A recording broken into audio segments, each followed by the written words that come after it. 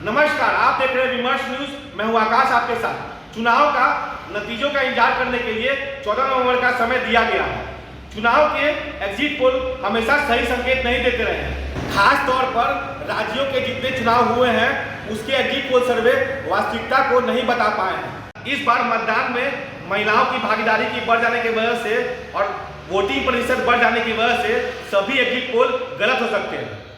भारत जैसे करोड़ों मतदाताओं वाले देश में कुछ हजार का सैंपल सर्वे लेकर एग्जिट पोल किया जाता है। आज से लेकर 14 तारीख की दोपहर के बाद तक एग्जिट पोल आपके दिमाग को जरूर राहत और मनोरंजन दे सकता है। लोग अपने अपने पक्ष की संपुष्टि होते हुए देख सकते हैं। बिहार चुनाव में मतदाता का बढ़ा हुआ उत्साह इस बात का सूचक है कि यहाँ चुनाव नतीजे का अनुमान या एग्जिट पोल से सही संकेत संभव नहीं है। ज्यादा लोग मतदान के लिए बाहर आए हैं, यह भी कोई स्पष्ट संकेत नहीं है। ज्यादा मतदान की वजह बताई जा रही है कि लोग सरकार को बदलने के लिए आगे आए हैं।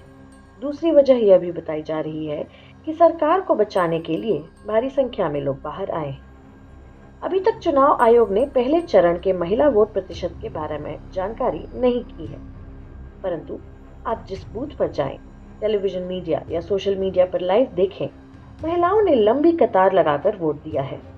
लगातार पिछले चुनाव से बढ़ते हुए महिला मतदान ने स्वतंत्र महिला कॉन्स्टिट्यूएंसी का निर्माण किया है। महिलाओं का वोट एक तरफ तो नहीं गया है, परंतु महिला अपने परिवार और पति से स्वतंत्र मतदान भी कर रही है। यह बहुत स्पष्ट होता गया है कि पिछड़ी प्रदेश बिहार में स्वतंत्र महिला कॉन्स्टिट्यूएंसी मजबूत होती जा रही है।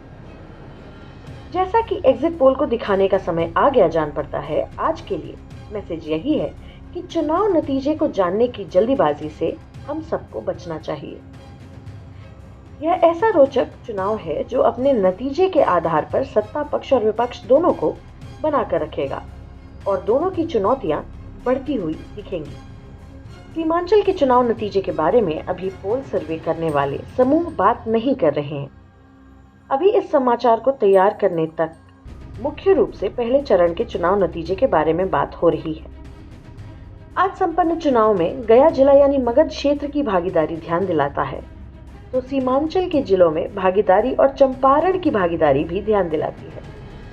यह बहुत स्पष्ट है कि अभी तक पिछड़ा रह गए राज्य में लोग मतदान के प्रति, अपना वोट इस्तेमाल करने के प्रति बहुत जागरूक रहे हैं। बिहार बहुत समय से राजनीति के मंथन से गुजर रहा है। सत्ता से दूर चले गए दल राजद ने विपक्ष की राजनीति बहुत ही शिद्दत से की है, परंतु पिछड़े राज्य में सरकार की जितनी दखल बढ़ी है उसकी वजह से एक ऐसा वर्ग बन गया है जो प्रतिक्रियावादी शासन अलायंस को भी संगठित करके रखता है। यथास्थिति के पक्ष में भी बहुत बाद मतदाता वर्ग है। इस तरह बिहार छत्तीसगढ़ जैसे विनम्र में आकर उलझा हुआ प्रदेश है, इसलिए विपक्ष की बढ़त भी सत्ता पक्ष को एक अर्थ में मदद कर जाती है। आज की इस समीक्षा की सबसे प्रमुख बात यह है कि बिहार में मतदाता ने अभी तक हार नहीं मानी है, परंतु मतों में तीखा और सीधा बंटवारा है। इसीलिए आप 14 नवंबर को किसी भी नतीजे के लिए तैयार रहिए और एग्जिट पोल से मन बहलाते रहिए, उस पर भरोसा नहीं कीजिए।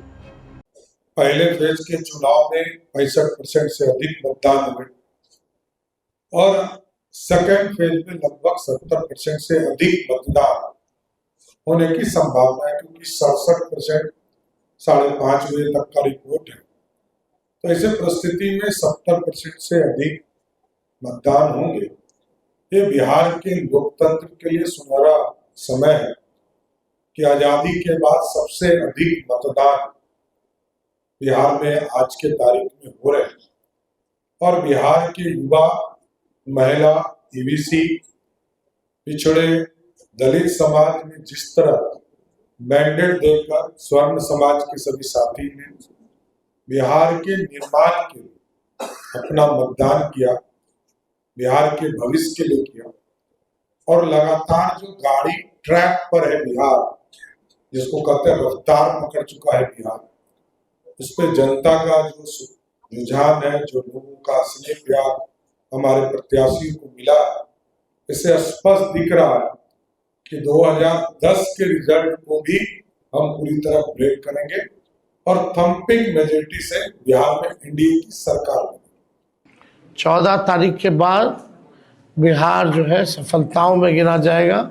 सबसे विकसित राज्यों में बिहार जो है गिना जाएगा, जहाँ फूड प्रोसेसिंग यूनिट्स लगेंगे, जहाँ एग्रो बेस्ड इंडस्ट्री लगेगी, जहाँ पढ़ाई, दवाई, कमाई, सिंचाई की अच्छी व्यवस्था होगी, जहाँ आईटी हब होगा, एजुकेशनल सिटीज़ होंगे, सुपर स्पेशलिटीज़ हॉस्पिटल बनेंगे और किसी बिहारी भाई को दूसरे राज्य ना जाना पड़े, ऐसा बिहार जो है हम लोग बनाएंगे। तो आपको ये हमारा न्यूज़ कैसा लगा?